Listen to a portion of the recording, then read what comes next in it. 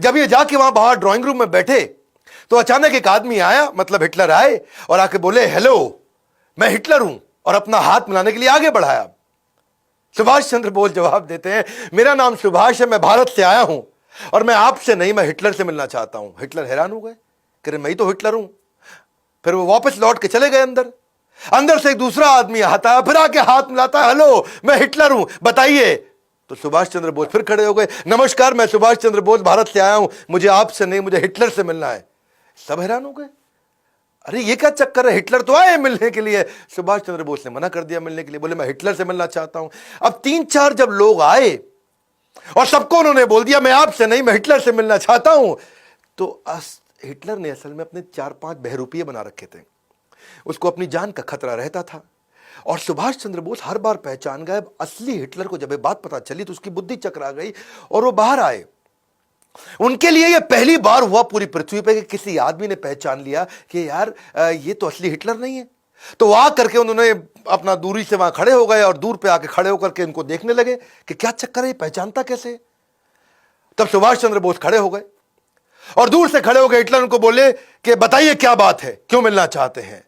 और तभी सुभाष चंद्र बोस मुस्कुरा के आगे बढ़े, बोले नमस्कार मैं सुभाष चंद्र बोस भारत से आया हूं, मैं आपका बहुत धन्यवाद करना चाहता हूं हिटलर कि आपने मुझसे मिलने का मुझे ही अवसर दिया।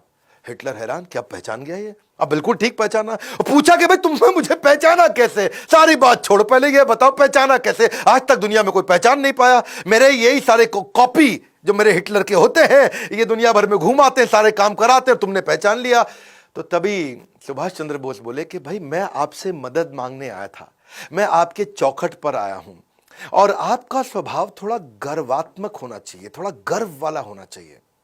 और आप आके पहले हाथ बढ़ा देते थे कि मैं हिटलर हूं, बताइए।